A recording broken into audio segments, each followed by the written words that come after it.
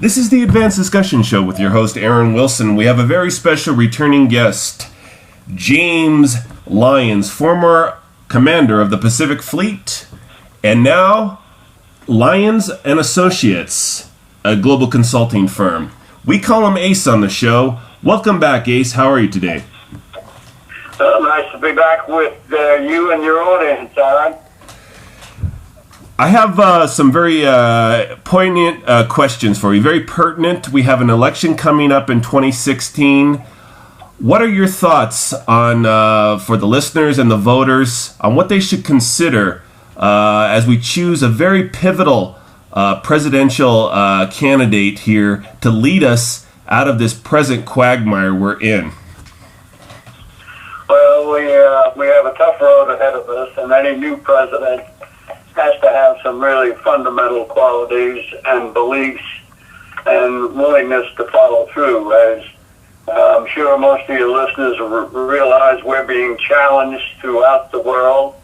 The Middle East is in a total chaotic situation. We have China challenge us in the Western Pacific and the South China Sea with their illegal actions, taking over land masses and islands that are claimed by other countries, and creating islands in international waters. Many of these are over 600 miles from the Chinese coastline, so that should tell you something. But I think getting back to some of the fundamentals, certainly I'm working on a new op-ed, and it's called the Litmus test for the next president. And part of those things, the litmus test, is he has to be a firm believer in our Second Amendment freedom of speech, which is being challenged from a number of areas, not the least of which is by the Organization of Islamic Cooperation, who wants to make it a crime for anybody that criticizes Islam or their prophet Muhammad. And it's in their view, they determine whether you're insensitive to their 7th century mentality. And of course we saw this recently with the great outcry over Pam Getler's cartoon contest in Garland, Texas. And it's really fundamental to our freedom of speech. You saw the senseless murders in Paris at the Haddo magazine for publishing a caricature of the Prophet Muhammad. So this has to be, the president has to be rock solid on protecting our Second Amendment freedom of speech. Also, he has to totally reject the Organization of Islamic Cooperation, and it's known as the Istanbul process. It's been underway for 10 years. And of course, one of the candidates who has endorsed this unbelievable process is Hillary Clinton, which should just right at the outset totally disqualify her for any government position, let alone the presidency of the United States. I think one of the second conditions the next president must have, he must fully endorse President al-Sisi from Egypt's call for the reformation of Islam. We have to bring Islam into the 21st century. It's idiotic to watch the barbarism, the atrocities that are being conducted against all Christians, Islam, anybody that the ISIS or the other groups consider as infidels, and I'm putting aside the Sunni Shia sectarian violence that has gone on for 1,300 years. But we have to bring, this is just totally unacceptable, adhering to these standards established by the Prophet Muhammad, back in the 7th century and applying them in today's world. Makes absolutely no sense. Must be totally rejected. We have to, the next president must also immediately cancel sequestration. We have to restore our military capability. Our national security is being threatened by these senseless budget cuts when we're being challenged throughout the world. For example, our inability not to support providing defensive equipment, legitimate defensive equipment to the Ukraine to rebuff Russia's blatant aggression makes absolutely no sense. Excuse me. Immigration. The illegal immigration has got to be high on the agenda, and we must secure our border. And as you know, the Obama administration has fully embraced the Muslim Brotherhood. The Muslim Brotherhood's creed, for your listeners, excuse me, which I mentioned previously, was to destroy the United States from within by our own miserable hands and replace our Constitution with Sharia law. How any president could embrace the Muslim Brotherhood knowing that this is their creed is unbelievable to me. And what your listeners have to understand is there is no difference between Al-Qaeda, the ISIS, and Muslim Brotherhood. They all have the same objective, to take America down and replace our Constitution with Sharia law. So and of course, this current nuclear framework agreement that the Obama administration is hell-bent on executing with Iran must be thoroughly rejected by any legitimate presidential candidate. What it is a roadmap to ensure that Iran gets a nuclear weapon. And here's the country that's been at war with the United States for over 35 years, have caused thousands of American deaths. And your listeners should never forget that it was Iran who provided the key military training and material support to the 9/11 hijacking.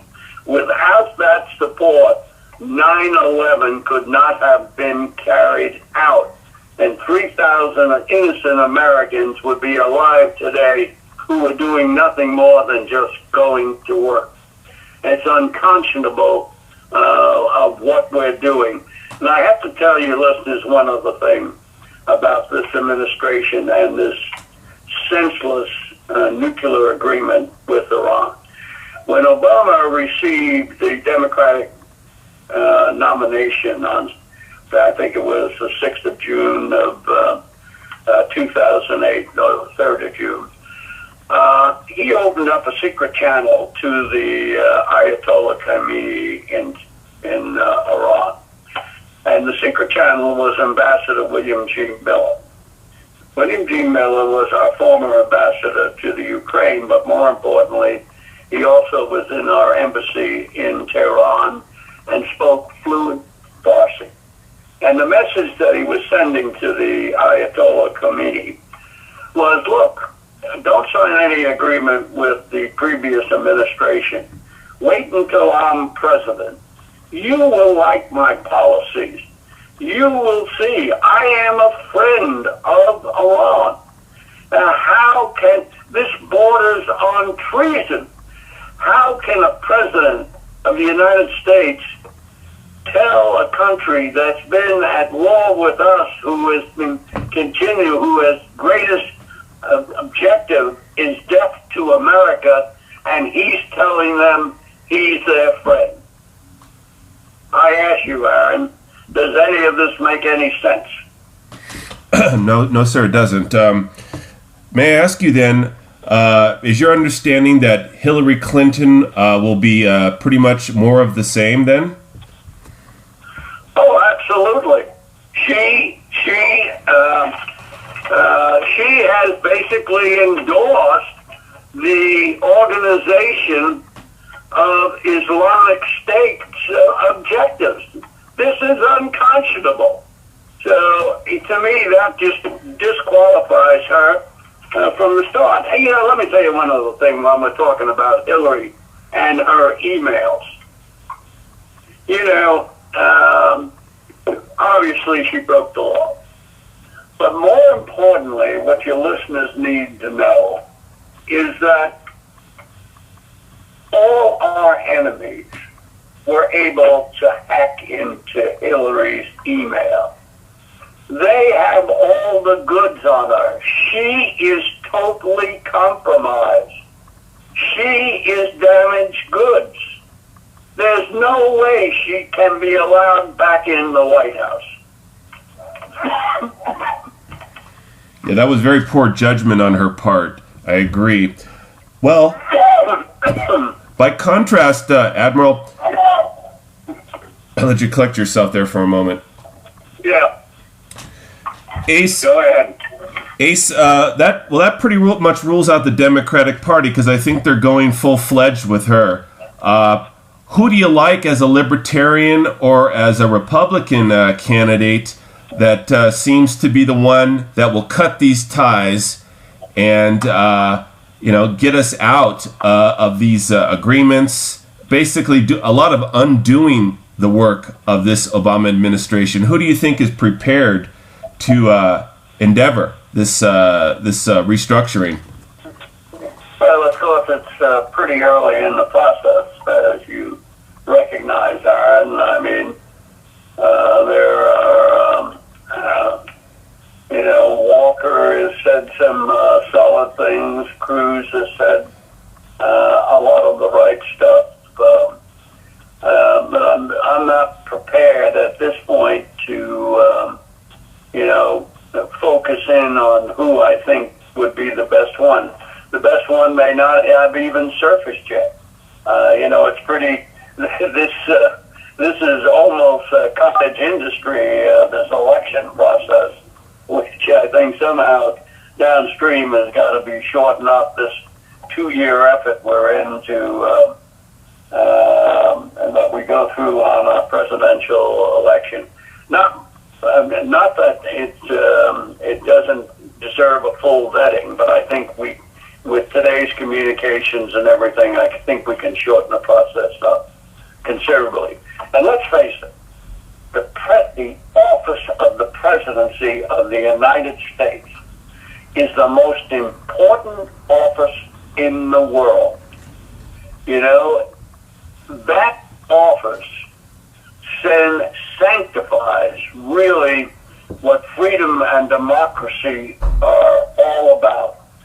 It has great respect.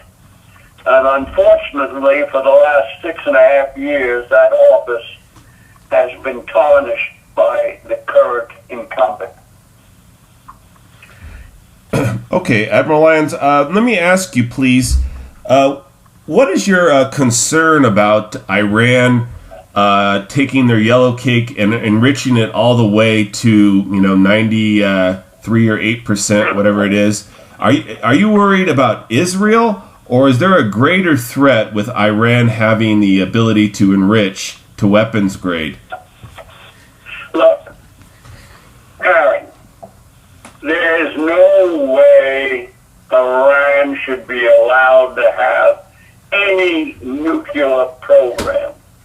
This is a theocracy that is bent on world domination, as is Islam itself. That's why I call for the reformation of Islam. But Iran has shown over the years of their continual desire to kill Americans and anybody else that stands in their way.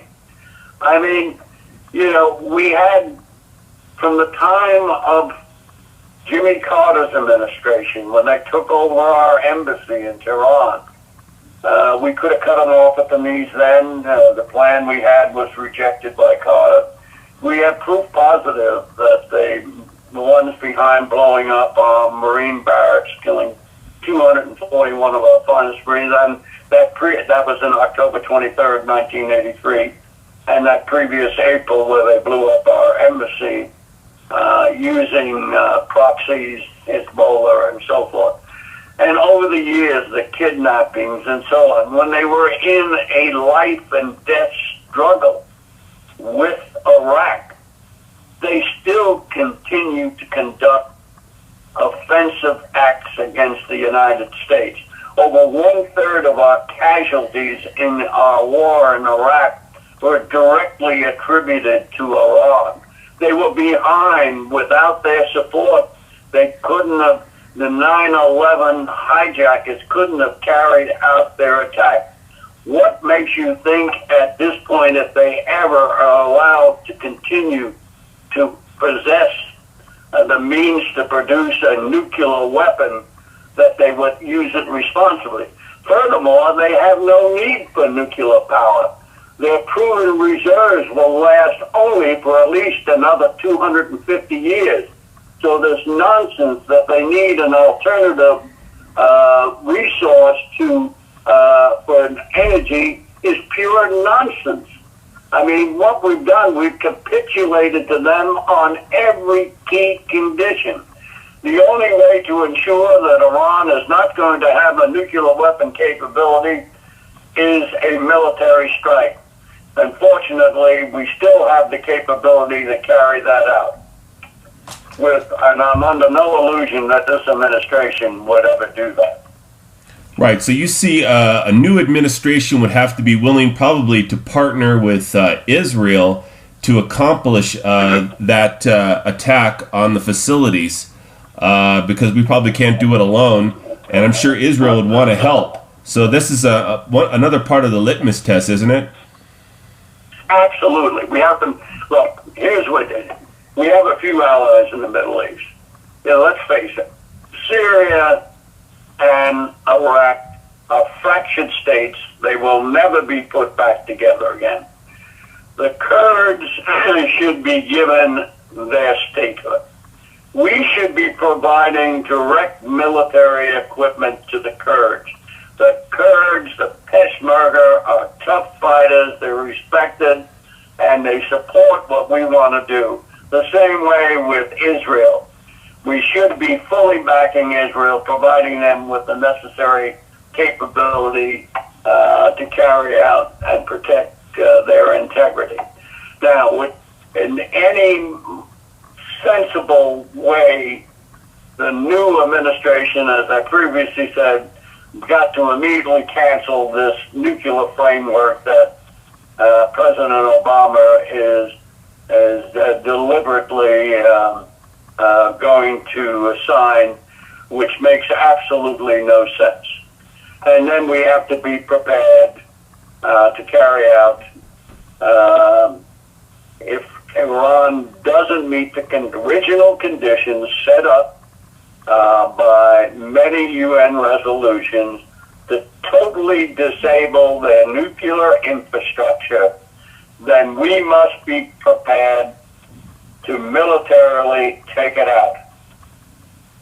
Yeah, very interesting. Yeah, exactly. I think that's where that's the path. If they make a slip up and we catch them in some skullduggery, we have to be willing to enforce the penalty on them. That goes to their credibility. Absolutely. Okay, that's a pretty good analysis geopolitically of the Middle East. Can we please move to the Ukraine?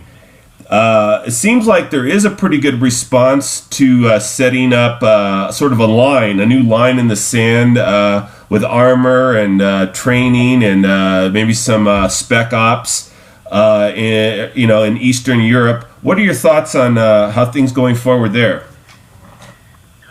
Well, I think we should be providing the Ukraine the essential defensive military equipment they need to ensure their territorial integrity. We have to hold Russia accountable for their blatant aggression in Ukraine. And, in Eastern Europe, while Ukraine is not a member of NATO, the weak response from the NATO nations, which in the United States provides the leadership for NATO, certainly has tarnished, if you will, some of NATO's reputation. So NATO has to forcibly here reinstitute its credibility as the finest defensive alliance that the world has ever witnessed and seen. And we should be pre-positioning certain equipment in Europe, along with anti-ballistic missile systems that the Obama administration had canceled. And we should, I think, we need to reestablish certain armored divisions and aircraft. We certainly need to reestablish a naval carrier strike force in the Mediterranean, which we had for years, which was essential to maintaining stability and peace throughout the region there. Oh, okay. I was unaware of that. Where was that based? Well, you mean the carrier strike force? It would be a rotational force unless we home ported it somewhere in the Med. We have the Sixth Fleet flagship, the USS Mount Whitney, is home ported in Gaeta, Italy. But the carrier would be rotated in and out along with its accompanying ships. And that would, go up the Red Sea through Egypt, basically, there? Well, it would roam throughout the Mediterranean the way we've done in the past. You move it to where it is required. You conduct exercises with our allies, NATO allies. You conduct exercises with Egypt. I'm sure it could be a very key factor in helping to start stabilizing the situation in Libya, which is also a failed state, which I have to go back and point out to your listeners was the result of Hillary Clinton. And your listeners should be aware that the tragedy in Libya never had to happen. Actually, Gaddafi was our ally there. Yeah. The people he was conducting attacks against were Al-Qaeda militias. He was doing our job for us. And in fact, my good friend Rear Admiral Chuck Kubik, retired Rear Admiral Civil Engineering Corps, was actually fostering truce negotiations between Gaddafi and the AFRICOM commander, Carter Ham, when Hillary met with a Muslim Brotherhood representative in the Paris Westin Hotel for 45 minutes, and then canceled the truce negotiations, and over all the military and intelligence advice not to start a war in Libya, she rejected it all, and we are now with the mess we have today.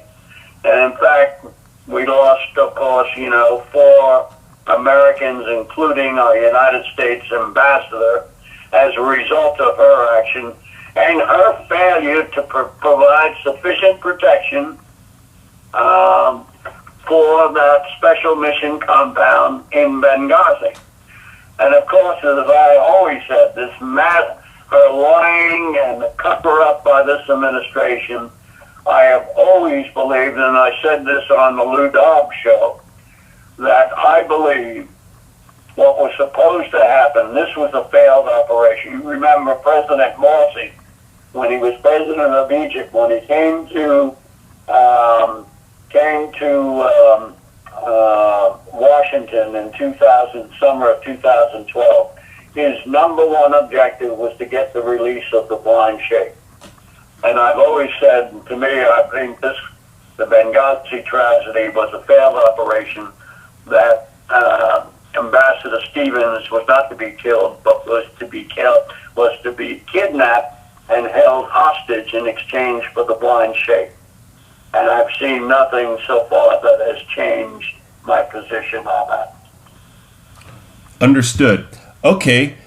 Can we please now pivot to the Oriental waters there, the South China Sea? Our present commander of the Pacific Fleet, Scott Swift, 4-star Admiral, has quite a road to hoe, so to speak, with his limited resources. And they're, well, according with the recent story coming out, was that the U.S. Marine Corps doesn't have enough landing ships to really get much done should things escalate. What are your thoughts on what's going on there, please? Well, of course, as I've said, it's a tragedy that we ever had to leave Subic in the Philippines in 1992, and what that did was create a vacuum there, which China quickly filled. In fact, the following year, they came out with a declaration saying, basically the entire South China Sea is their territorial waters. And of course, this is pure nonsense. This is illegal. This is their bullying tactics, and it really and it's the underpinnings for all their action is the massive military buildup they've had over the last 2 decades, in which they have double-digit increases in their military budget. In fact, your listeners should know they're building 60 ships a year against our 10 or 12. And what they've done is built a Navy to confront the United States Navy. Now, obviously, we cannot stand idly by here. We have to restore the United States Navy. The United States Navy today is down to something like 278 ships. And to put that number in perspective for your listeners, that's the number of ships I had under my command as the Commander-in-Chief of the Pacific Fleet. That's what we have in the entire United States Navy today, and we're heading in the wrong direction. In fact, we're going to wind up with the smallest Navy prior to not World War II, but prior to World War I. Now, what can we do? Well, as I said in the recent op-ed, we have to expand our relationships with our allies in the region. We're certainly moving in the right direction with Japan, but in the Philippines, we have to assist them in developing their facilities. We should be building installations on claimed Philippine territorial islands, the Palawan. We need to install certain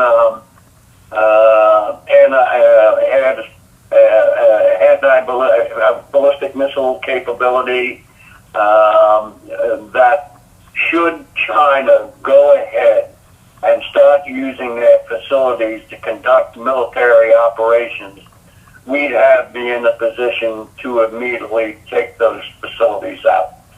And I don't want to go into exact plans on how we would do that, but we need to have the capability in place, recognized, and that's what deterrence is all about.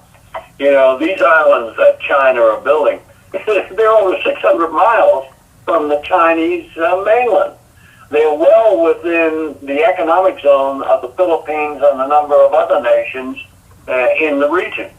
So their claims, and they refuse to submit to any tribunal. Anything, while they're signed as signatories to the Incident at Sea Treaty, anything they declare as their territorial waters and territory is excluded from any international tribunal. Isn't that helpful? So basically, you're saying that we should start building on these shoals and islets and everything as well. What I'm saying, we help our allies who actually have the claims to those islands and we can provide assistance and support and the military equipment that has to go in there so they can protect their legitimate territorial claims. So we could provide naval security while they build on their territorial claims, and then we can provide additional armaments and stuff to protect those built up areas going forward. Yeah, that sounds like a good general plan. Right. And we also need to transfer some modern aircraft to the Philippine Air Force so that they have a recognized capability. Right now, it really needs a big boost in capability. I really want to ask you an important question, Ace. The state of our Navy, how it's sort of leaning towards this carrier-based model. To me, it could seems to be almost like the Spanish Armada with its big ships, and then you have the small British ships that kind of encircle it and take it down. Do you think our carrier-based model is outmoded? What do you think the strongest part of our Navy is then, if it is? Or what do you think about this sort of paradigm? Do we have any weaknesses because we're leaning one way or the other in our Navy? Well, here, there's been a lot of that type of talk thrown out there. The carrier represents the finest battle capability in the world. With its air wing and it has a multiple role that it plays in deterrent stability, projecting U.S. interest into an area. You don't do that with a submarine. You look out there at a submarine, all you see is the nice ocean. But when the carrier steams in, you have just sent a definite signal that the United States is involved. Now, what a lot of people don't realize, and I've put this out a number of times, you strike one of our carriers, it's like striking continental United States. We will come at you with the full force and capability of our U.S. military capability. More importantly, I know what you're probably getting to, China has developed anti-ship ballistic missiles. Well, I'm going to tell you, listeners, we have an algorithm and software which can totally neutralize the Chinese capability. And we need to get on and bring that into the operational environment. And it's a game changer, and you cut them down to these. So technologically, we still have the capabilities to manage these threats if we move forward in a dedicated way. And again, that's very much... One other thing. We have to rebuild the Navy to a 400-ship Navy. There's no question about that. The Navy we have today is the Navy that Ronald Reagan built, his 600-ship Navy.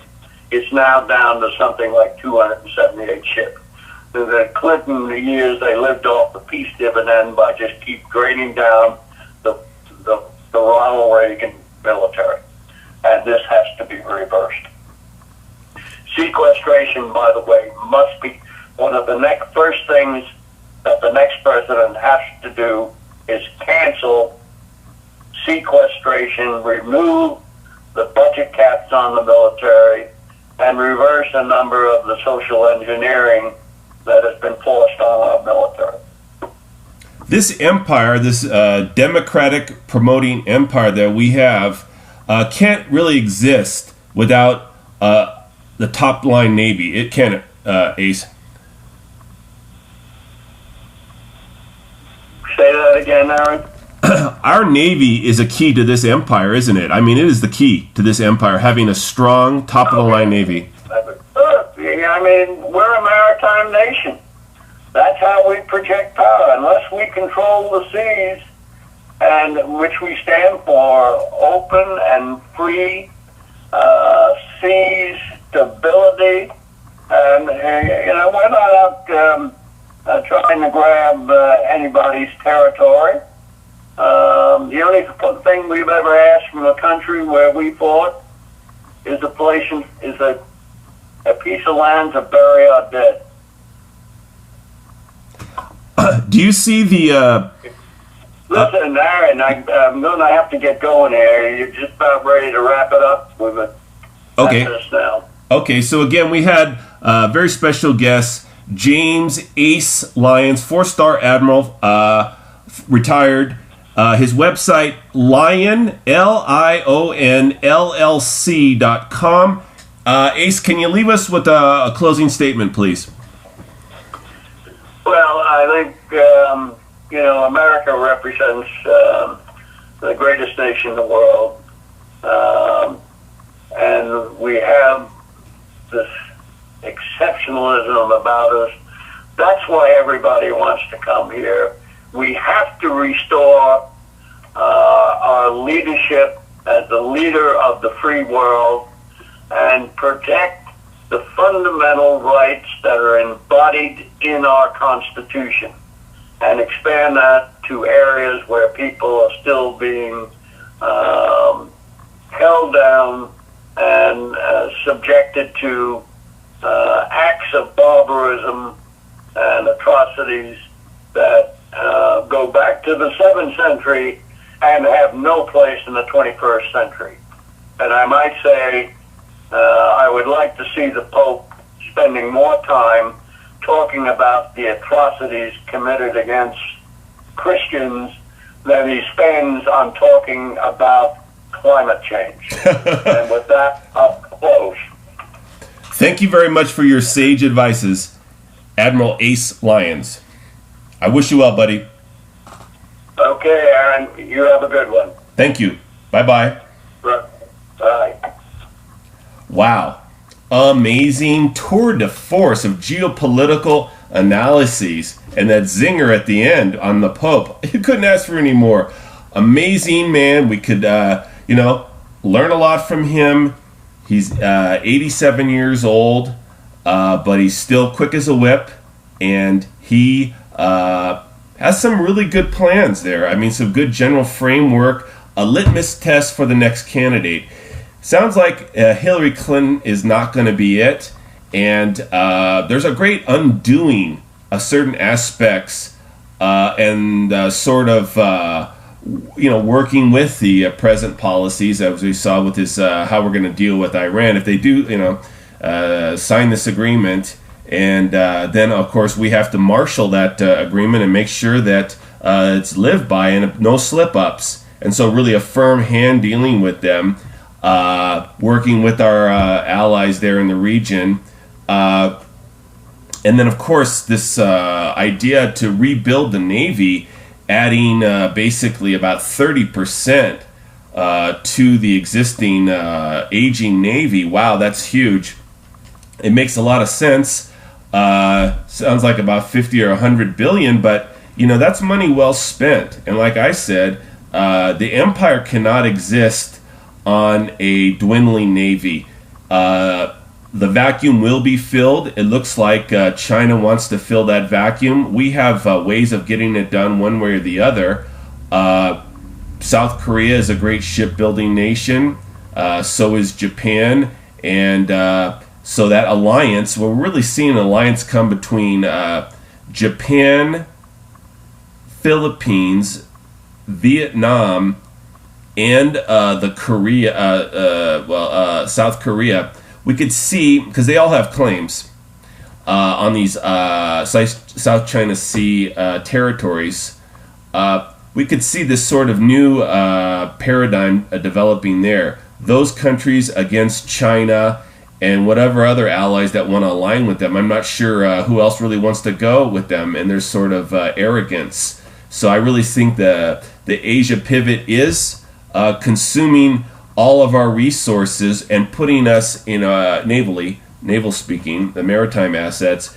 And so with all of that focus there really and needed there, exposes us to weaknesses in other parts of the world, like he was mentioning in the Mediterranean detachment needed to patrol that area I mean, that thing would be circling around the Mediterranean, all on very important missions, whether it's Libya, Israel, or to the north as well. So very interesting analysis, I think expert analysis by Ace. And of course, again, his website to go to, he has a business that he runs. It's called Lion Associates LLC. The website is lionllc.com. Go ahead and tell him you heard this great interview on the Aaron Wilson Show, AARONWILSON, and that you'd like to hear more. So we can come back on the show. He knows your positive feedback, and he'll come back on the show and we can hear more of his sage advices. Thank you very much for listening. This is the Advanced Discussion Show signing off.